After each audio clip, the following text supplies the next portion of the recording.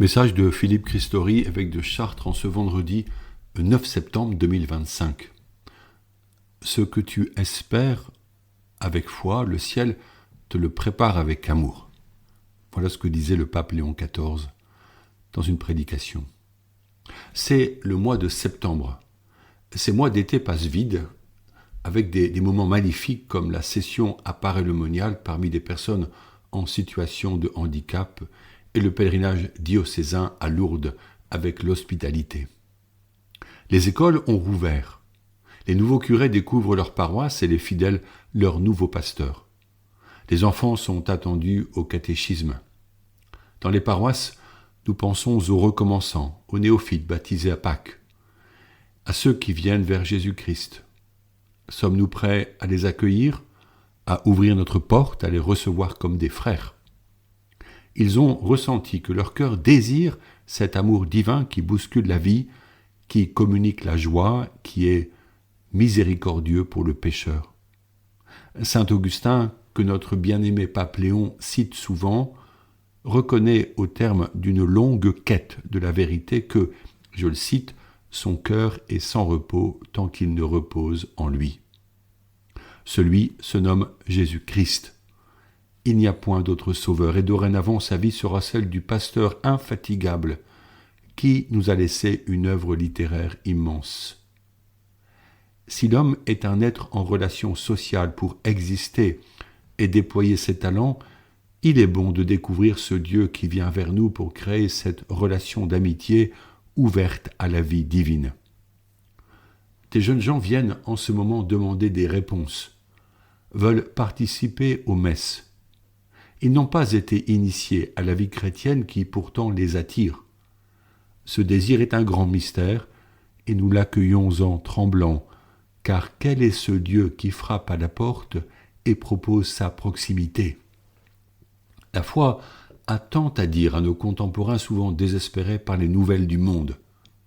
Moi-même, prêtre du Christ, quelle émotion ne m'étreint quand, saisissant entre mes doigts l'hostie de pain azime, je prononce les paroles de Jésus. « Prenez et mangez-en tous, car ceci est mon corps livré pour vous. » Alors, ce que je dis advient par la puissance du Saint-Esprit.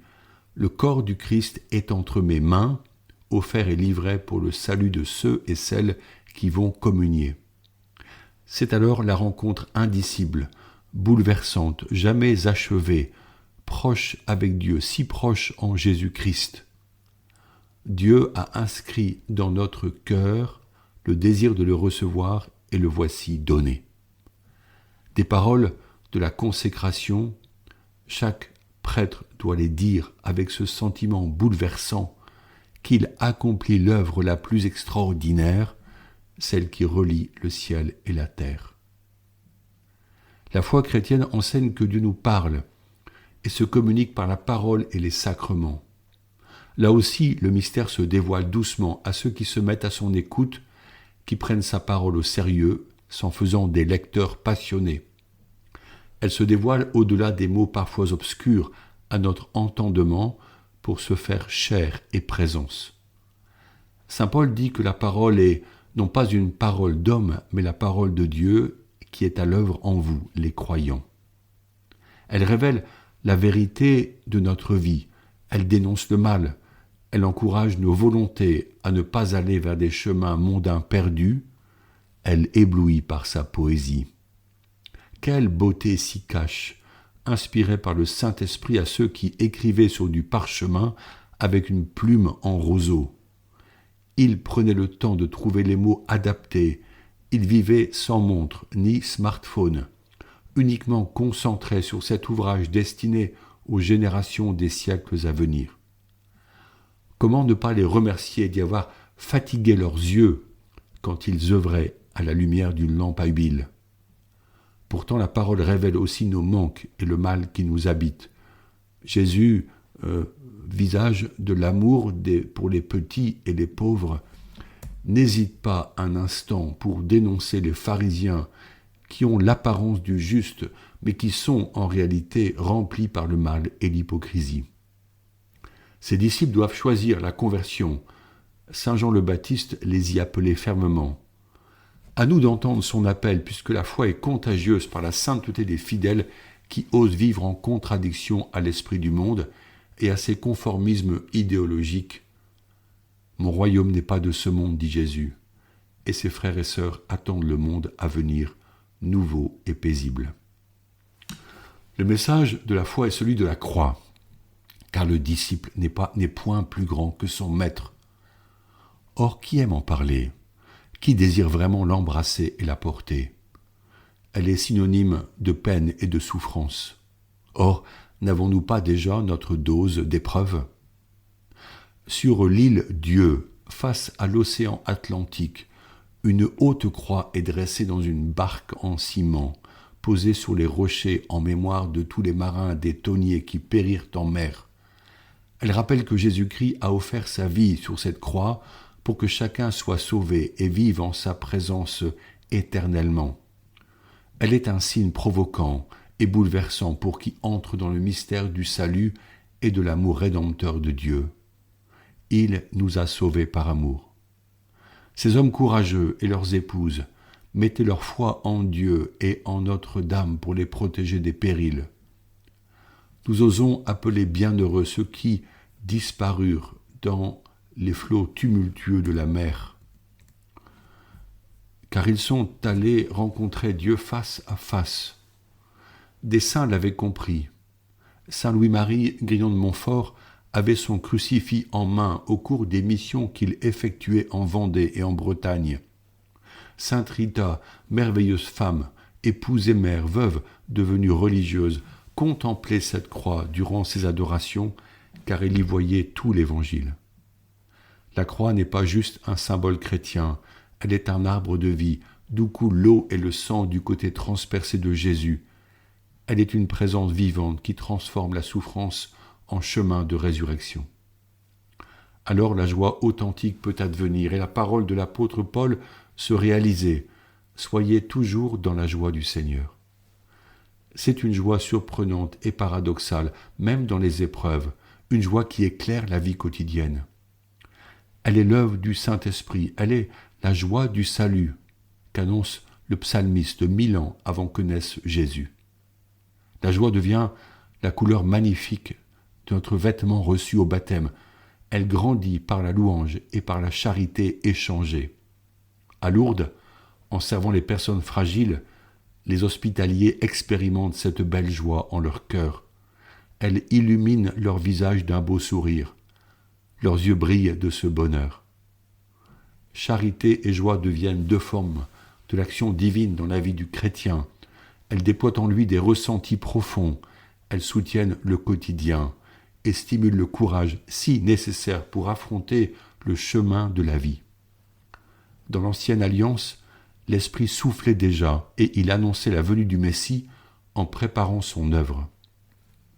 Nous, disciples de Jésus, devons entretenir cette joie par notre louange et notre prière fidèle.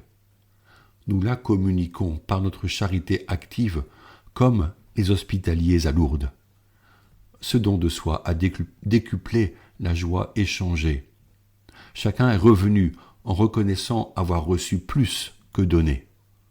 Ce fut une multiplication de la grâce permise par la communion vécue ensemble. Dans notre société si active, performante, productrice et efficiente, ce don gratuit de la joie est étrangement paradoxal. Nous, chrétiens, ne recherchons pas l'efficacité, mais la fécondité. Seul l'amour accomplit en nous la vie espérée et partagée. Il s'agit d'apprendre à aimer, à bénir, à soutenir, à donner. Le livre de Tobie donne une belle règle du bonheur. Ce que tu n'aimes pas, ne le fais à personne. Jésus dira pareillement, tout ce que vous voudriez que les autres fassent pour vous, faites-le pour eux. Que cette société serait bienheureuse et harmonieuse si tous nous empruntions cette voie, car joie et charité sont les deux faces d'une même pièce de grande valeur, plus que l'or pur, et elles causent la paix. L'homme qui le comprend et s'en revêt cultive sa ressemblance avec Dieu et devient malgré lui le témoin de l'Évangile. Il comprend le don de Dieu et vit la vraie humilité qui se reçoit par grâce. Dans sa vie, Dieu est son créateur et lui est une simple créature, mais une créature bénie et heureuse d'être instruite des voies de la sagesse. Ces jours à venir, empruntons volontiers le chemin de la sainteté. Demeurons sereins car le Seigneur est là. Le temps de l'été est le temps des vacances, et il est connu que nos bonnes habitudes spirituelles sont bouleversées. Maintenant, c'est le moment de se ressaisir de notre appel, de mettre dans l'agenda quotidien nos rendez-vous de prière et de lecture spirituelle en nous montrant généreux et raisonnables pour tenir dans le temps au long des mois. Notre fidélité à ces rendez-vous sera le signe de l'authenticité de notre foi. La conversion n'est possible en vérité que pour celui qui s'unit à Jésus-Christ, afin qu'il fasse œuvre de transformation en nous. Jour après jour, laissons-nous enseigner par la parole de vie. Entrons dans la sagesse qui est cachée, et nous y découvrirons notre liberté. Soyons des passionnés de l'Évangile et de tous les écrits bibliques, car ils sont une source inépuisable. Que nos enfants en soient nourris par le partage de ces textes merveilleux. L'Église grandit par la puissance de l'Évangile accueilli et vécu. C'est une responsabilité confiée aux fidèles expérimentés afin que les hommes et les femmes qui frappent à la porte de nos églises trouvent un accueil et soient enseignés. Priez sans cesse, dit Paul.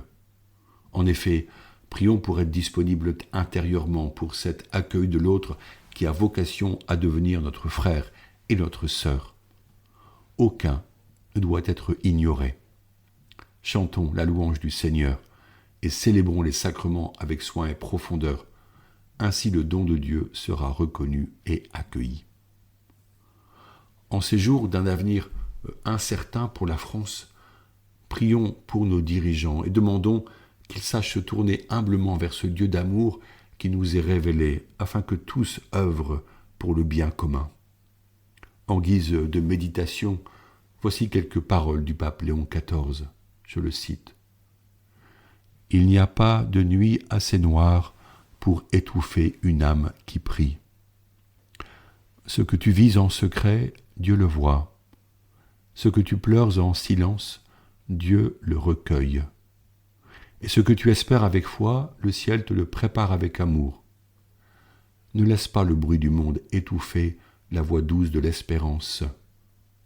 Même si tout semble figé, la grâce continue d'agir en profondeur dans l'invisible. Chaque larme versée dans la confiance devient une semence d'éternité. Reste fidèle, même dans l'obscurité, car parfois c'est dans le silence des nuits sans réponse que Dieu prépare les plus grandes délivrances. » Fin de citation. Je vous invite à ce que nous confions ce monde à Dieu maintenant ensemble. Notre Père qui es aux cieux, que ton nom soit sanctifié, que ton règne vienne, que ta volonté soit faite sur la terre comme au ciel. Donne-nous aujourd'hui notre pain de ce jour. Pardonne-nous nos offenses comme nous pardonnons aussi à ceux qui nous ont offensés. Et ne nous laisse pas entrer en tentation, mais délivre-nous du mal. Amen. Bonne journée à tous.